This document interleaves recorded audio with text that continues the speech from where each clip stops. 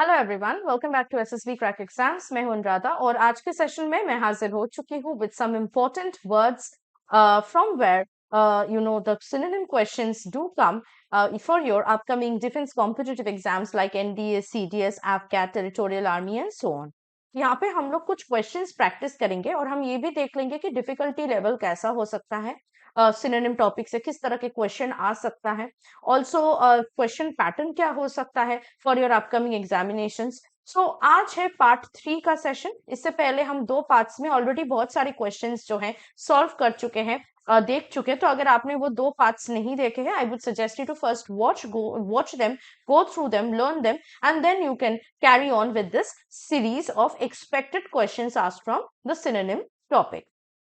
Now, starting with the directions first, we have to read it to understand कि किस तरह के question pattern होता है और आंसर आपको कैसे करना पड़ता है। क्या होता है कि एक सेंटेंस आपको प्रोवाइड किया जाता है, उसमें एक वर्ड रहता है या फ्रेज रहता है जिसको अंडरलाइन किया जाता है। You have to find out the synonym, that is the word which is nearest in meaning to the underlined word. इसके लिए आपको नीचे 4 ऑप्शंस मिलते हैं, तो आपको अकॉर्डिंगली देखना पड़ेगा कि कौन सा वर्ड जो है अंडरलाइंड वर्ड या फ्रेज का सिनोनिम या नियरेस्ट इन मीनिंग वाला वर्ड हो सकता है। हम लोग स्टार्ट करेंगे फर्स्ट क्वेश्चन के साथ and then you will understand. The first question is, though he is a teacher his speech lacks distinctness. Now distinctness is underlined here. तो आपको पहले सोचना है कि डिस्टिंक्टनेस का मतलब क्या है। डिस्टिंक्टनेस से एक और वर्ड आता है डिस्टिंक्ट। डिस्टिंक्ट का मतलब है something that is very particular, जो आपको डिफरेंट बनाता है फ्रॉम द अदर पीपल और अदर थिंग्स, राइट। तो डिस्टिंक्टनेस का मतलब ही है एक तरह का डिफरेंस। तो यहाँ पे हमें देखिए 4 ऑप्शंस मिला है। क्लैरिटी, जिसका मतलब है क्लियरनेस अबाउट समथिंग। प्रिसीशन, इसका मतलब है एक्यूरेसी, प्रिसीशन, एग्जैक्टनेस। डिस्टिंक्शन, जिसका मतलब है a kind of a kind of difference which distinctively or particularize you. Fluency, something that is going on with the flow. आपको अब देखना पड़ेगा इन 4 ऑप्शंस में से कौन सा ऐसा वर्ड है जो डिस्टिंक्टनेस का सिनोनिम हो सकता है। You guys must have understood what that word is and you are absolutely right. It is clarity, right? Now I know many of you will say distinction क्यों नहीं हो सकता, क्योंकि distinctness और distinction में ऑलमोस्ट सेम मीनिंग है। But no, distinct का मतलब है something that is making you apart, making you different. But distinction का मतलब है एक्सेलेंस। जैसे आपने सुना होगा कि मुझे डिस्टिंक्शन मिला सोशल स्टडीज में, या मैंने अपना रिजल्ट डिस्टिंक्शन के साथ पास किया। डिस्टिंक्शन का मतलब एक्चुअली मीन्स एक्सेलेंस। ओके, जब आपको अच्छा मार्क्स मिलता है, it's completely different word from distinctness. तो यहाँ पे ये हो जाएगा option A which is clarity, clearness. Okay, ना आप सोच ही होंगे कि डिस्टिंक्टनेस एंड क्लैरिटी कैसे सिनोनिम हो सकता है। Sometimes you will get questions like this, जहां पे आपको ये लग सकता है कि क्लैरिटी के साथ या कोई भी वर्ड के साथ इस अंडरलाइन वर्ड का एग्जैक्ट सिनोनिम तो नहीं हो रहा है। It may happen that you will gate question like this. उस केस में आपको घबराना नहीं है कि तो एग्जैक्ट सिनोनिम में एग्जैक्ट मीनिंग नहीं है। आपको देखना है कौन सा वर्ड नियरेस्ट इन मीनिंग है। ये डिटेक्शन में भी आपने पढ़ा होगा, नियरेस्ट इन मीनिंग मतलब कि एग्जैक्ट तो नहीं है, लेकिन अगर देखा जाए लगभग ये करीब करीब सेम मीनिंग पे हम उसको पॉइंट आउट कर सकते हैं। ठीक है, तो ये भी एक ऐसा एग्जाम्पल है। Now we will move on to the next question. He tried to alleviate the sufferings of his neighbors. अपने नेबर्स के सफरिंग्स को उन्होंने एलिविएट करने की कोशिश किया। एलिविएट करने का मतलब है बेसिकली कम करना, थोड़ा कम करना, पूरा क्योर नहीं बट थोड़ा कम करना, है ना। यहाँ पे आपका ऑप्शन से अबेट, डिसिपेट, रिमूव, रिलीव। तो आंसर हो जाएगा ऑप्शन डी, रिलीव। क्योंकि सफरिंग से ही है, उससे छुटकारा देना, उससे मुक्ति देना is relief, right? We get relief from pain, relief from sufferings, relief from sadness, misery and so on. Abate, dissipate का मतलब है कम करना, तो abate भी उसका सेम मतलब है, तो ये हम यूज नहीं कर सकते। रिमूव का मतलब पूरा का पूरा रिमूव करना, तो ये भी पॉसिबल नहीं है। सफरिंग्स तो आप ऐसे रिमूव नहीं कर सकते, पर उससे आप छुटकारा दे सकते हो। ठीक है, the next question is, her evidence totally refuted the charges. तो refute का मतलब क्या है? refute का मतलब एक्चुअली है दैट अगर आप किसी चार्जेस को ना बोलो, तो यहाँ पे आप बोलोगे कि मैम डिनाई ले सकते हैं या रिफ्यूज ले सकते हैं, जो कि ए और बी में है, लेकिन हम ये आंसर हमारे इस हिसाब से आंसर नहीं लेंगे, क्योंकि रिफ्यूट का एक और मतलब है। इसका मतलब है अगर आप किसी चीज को प्रूफ कर रहे हो कि ये सही नहीं है, if you are giving a proof, you are not only denying it, deny का मतलब है ना कहना, मैंने ऐसा नहीं किया है, लेकिन रिफ्यूट का मतलब है जब आप प्रूफ के साथ बोल रहे हो कि देख लो ये है प्रूफ, और इससे साबित होता है कि मैंने ऐसा नहीं किया, that is refuting. Okay, so that is not only denying और रिफ्यूजिंग, दैट इज डिसप्रूविंग। तो ये हमारा सी में एग्जैक्ट सिनोनिम देखने को मिल रहा है इस वर्ड का, इसीलिए सी हो जाएगा हमारा correct answer. The next question. One's remonstration against social ills has to be consistent to be fruitful. Remonstration का मतलब है, बेसिकली आप क्वेश्चन पढ़ के ही समझ गए होंगे, रेमोन्स्ट्रेशन का मतलब है प्रोटेस्ट, विरोध, rebellion. So C will be the right answer. Outrage, demonstration, criticism नहीं होगा।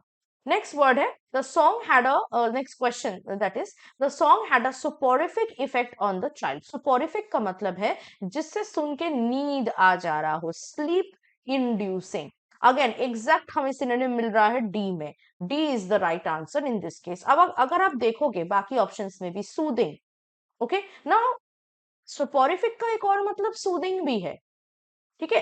अगर आपको कुछ गाना सुन के कुछ पढ़ के नींद आ रही है, that means it is soothing, है ना। बहुत नॉइस में तो आपको नींद नहीं आएगी, तो गाना बहुत सूदिंग होना है, that is why you will feel asleep, right, you will fall asleep. तो सोपोरिफिक का एक और मतलब सूदिंग भी है, लेकिन हमने क्यों चूज नहीं किया, क्योंकि हमारे पास एक बेटर ऑप्शन था डी में, स्लीप इंड्यूसिंग, जो कि एग्जैक्ट सिनोनिम बता रहा था सोपोरिफिक का। सो इस केस में हमारा आंसर डी होगा, और इस तरह का क्वेश्चन आपको मिल सकता है, ठीक है। So you have to be very careful when you have more than one probable answers for the question. Okay, you have to choose the more appropriate, the more correct, okay, the more exact synonym of the word. Moving on to the next word, next question. His allegiance to the party was suspect from the very beginning. ये easy word है, allegiance का मतलब है आपका loyalty, ठीक है। जब आप अपना अपना जो बिलीफ है, ट्रस्ट है, वो दिखाते हो। So obviously again exact synonym हमें मिल रहा है सी में, loyalty, so that is our answer, ठीक है। The next question is sympathetic criticism has a salutary effect. Salutary effect, salutary के साथ salutation का कोई मतलब नहीं है, salute का कोई मतलब नहीं है। इसका जो मतलब है salutary का, वो क्या है, वो है कि गुड इफेक्ट, है ना, जो अच्छा इफेक्ट करे। अब देखो ये सिंपैथेटिक क्रिटिसिज्म के हिसाब से यूज हो रहा है, this is not for medicine और anything. So sympathetic criticism has a salutary effect, यानी सिंपैथेटिक क्रिटिसिज्म से किसी का भला होगा। So what is the word for it, हमारा यहाँ पे एग्जैक्ट सिनोनिम देखने को मिल रहा है डी में, beneficial, okay, as I said good effect, beneficial effect, okay, harmless, and which is actually advantages. Next word, next question, his bad behavior evoked punishment, उसके bad behavior की वजह से punishment हुआ उसका, that is what this question meant. evoked करने का मतलब क्या है, evoke करने का मतलब जब आप किसी को बुला रहे हो, so D will be the right answer, summoned. अब आप बोलोगे ma'am called for is not calling actually, or not summoning. called for का मतलब है it needed, but यहाँ पे उसको मिला, not only he needed it, he actually got it, right? So summoned, okay, it led to the punishment, so summoned will be the right answer. Summon का मतलब है बुलाना। The next question is, he was the court appointed lawyer for 56 indigent defendants. Indigent का मतलब बहुत ही simple है, indigent का मतलब है गरीब, so poor will be the right answer here, option B. Next question, the boy said that pain had abated, है ना। मैंने आपको इसी सेशन में एक क्वेश्चन आपको मिला था, अबेट वहां पे ऑप्शन में था, मैंने कहा था अबेट का मतलब क्या है। सो यस, अबेट का मतलब कम करना होता है, लेकिन पेन है तो क्या होगा, रिड्यूस्ड, वैनिश तो नहीं हो जाएगा, इंक्रीज नहीं होगा, पेन स्टेबिलाइज भी नहीं होता है, कम होता है, सो रिड्यूस्ड। यहाँ पे ये हमारा जो ऑप्शन है काफी इजी है, तो हमें एक ही झटके में मिल गया answer, A is the right answer. Next question, he became known as an implacable for of fundamentalism.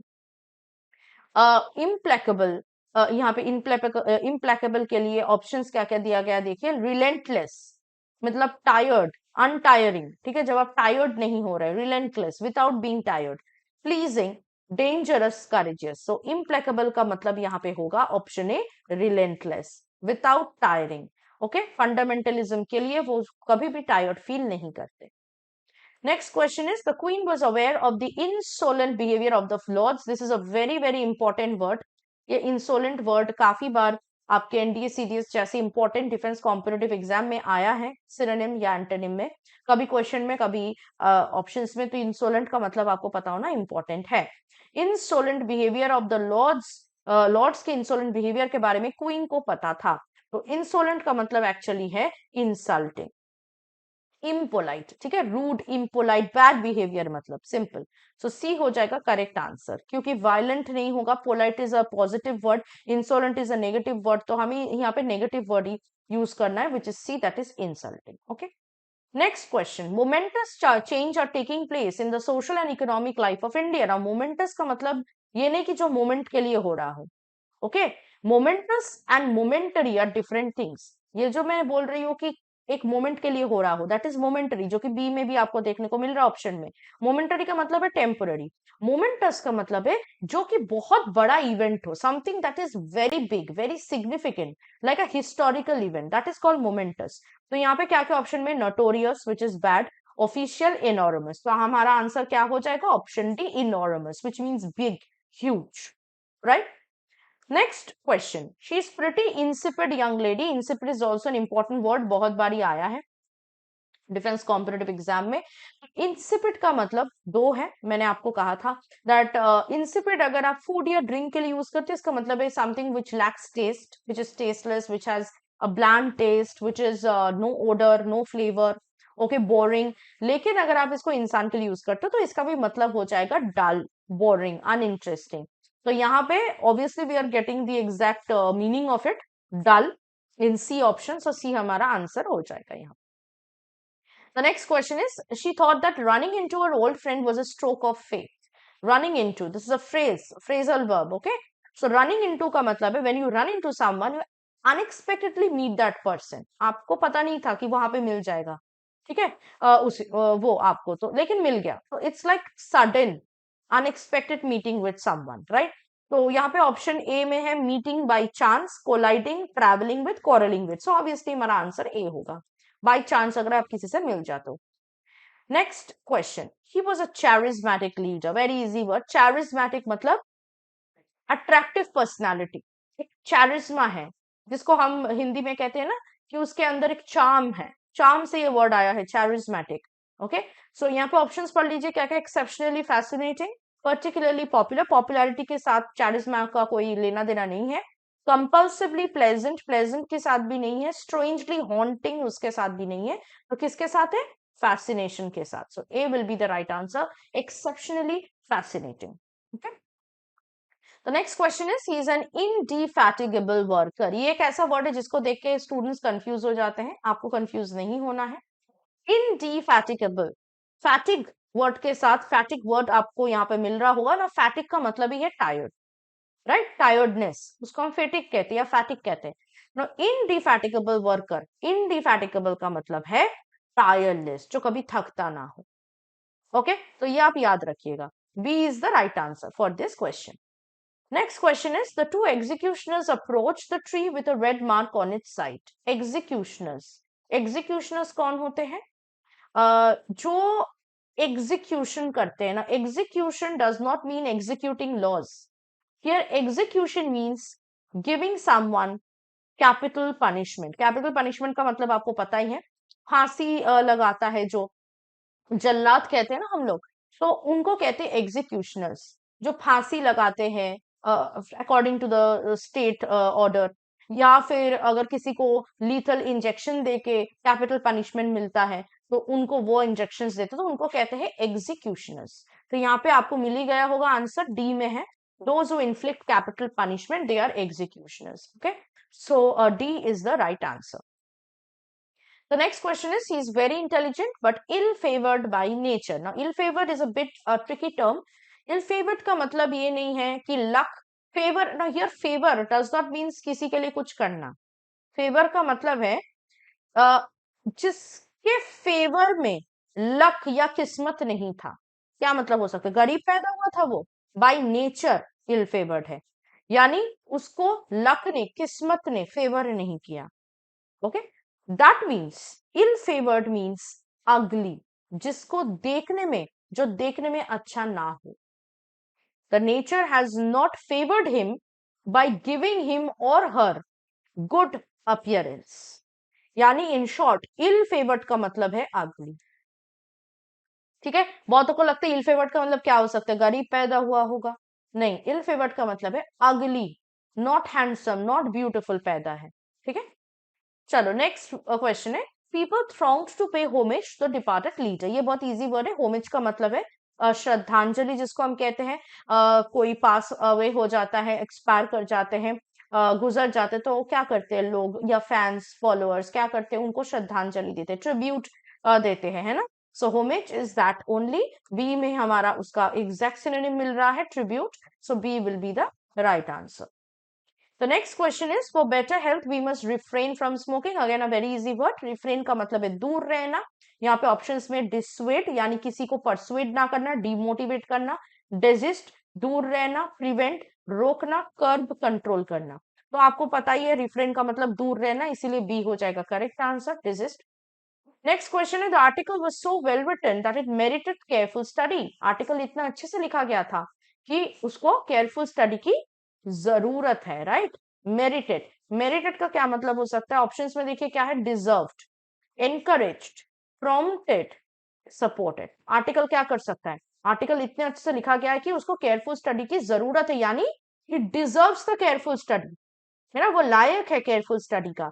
So A will be the right answer. Merited का मतलब है, या किसी चीज को मेरिट होना, इसका मतलब है डिजर्व होना। ठीक है, next question, the convict's ingenuous explanation brought tears in every eye. Ingenuous, very important word. Ingenuous का मतलब क्या है, इनजेन्युअस का मतलब है कैंडिड, ओपन, फ्रैंक, है ना, ओपन, फ्रैंक, स्ट्रेट फॉरवर्ड, ये है candid. Honest is another word for it. Okay, so secret, insincere, consistent नहीं होगा।